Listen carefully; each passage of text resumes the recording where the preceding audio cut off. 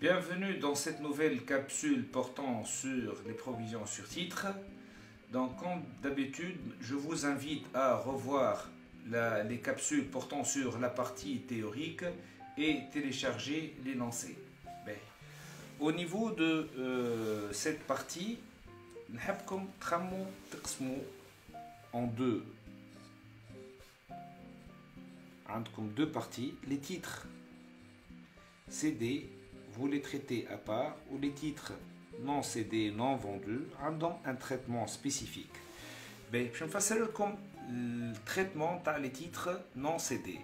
Tout d'abord, je vais faire un petit rappel. Je n'ai la provision. Donc, la provision, c'est une perte latente qui se calcule comme suit. Je n'ai la quantité des titres, bien sûr, les titres non cédés. Le prix d'achat moins le prix sur le marché au cours de l'année I. La provision de l'année I, le prix sur le marché à la fin de l'année I.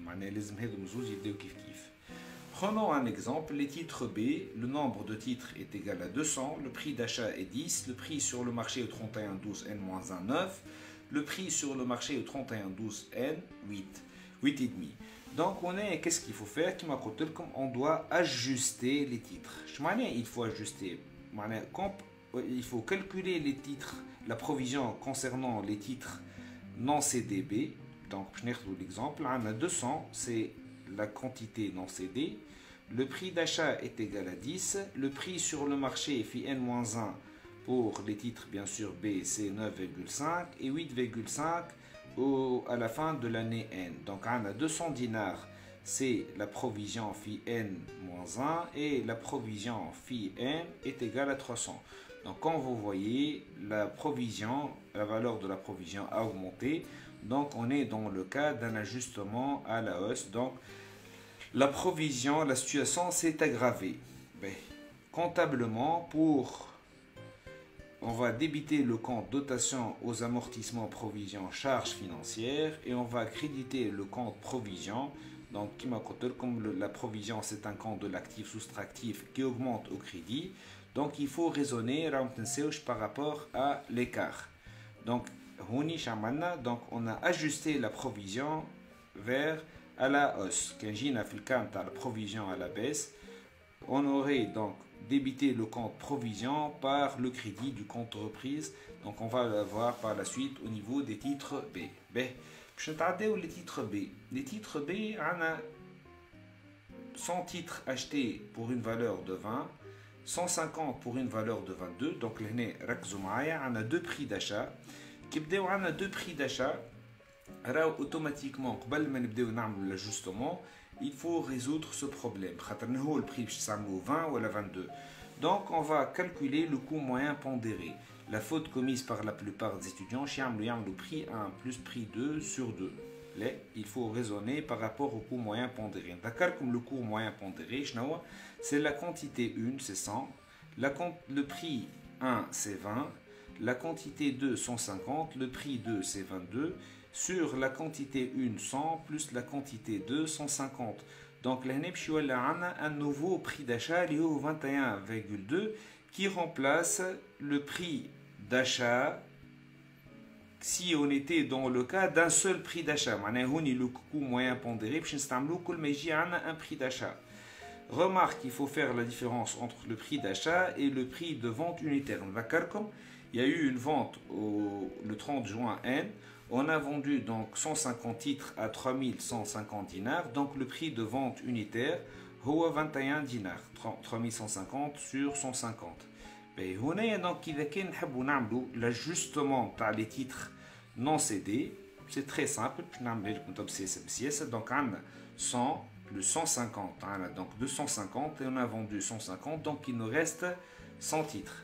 Donc qui m'amène par rapport au titre A, la provision phi N-1, on va la comparer par rapport à la provision phi N. La provision phi N-1, la quantité est donc 100, les titres non cédés. Le prix d'achat, c'est le coût moyen pondéré 21,2 moins le prix sur le marché phi N-1, 20,5. Donc 21,2 moins 20,5, ça nous donne 0,7 fois 100, 70. Et on refait la même démarche pour les titres non cédés, les 100. Donc la quantité est la même. 21,2 c'est le coût moyen pondéré, moins le prix sur le marché FIN est égal à 21. Donc 0,2 fois 120. On a donc la provision qui est 70 ou 20. Donc baisse de la provision. Donc on est dans le cas d'une provision, d'un ajustement à la baisse. On débite le compte provision par le crédit du compte reprise sur provision et on raisonne par rapport à l'écart. 50 c'est 70 moins 20. Pour les titres cédés, donc on a les titres, la partie cédée ou la partie non cédée. Pour la partie cédée, tout d'abord, il faut débiter le compte pour le montant encaissé. Donc on a vendu 150 à 21, donc on a 3150. Il faut solder le compte pour le prix d'achat. La quantité vendue, les 150 fois le coût moyen pondéré qui remplace le prix d'achat, donc on aura 3180. On a des titres, les valeurs termes 3180, 3150, donc on a perdu.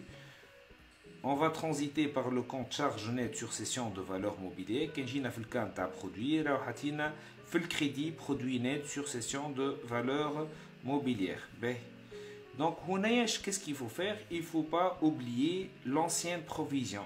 Je m'en ai l'ancienne provision relative au titre non cédé. Je n'ai l'ancienne provision.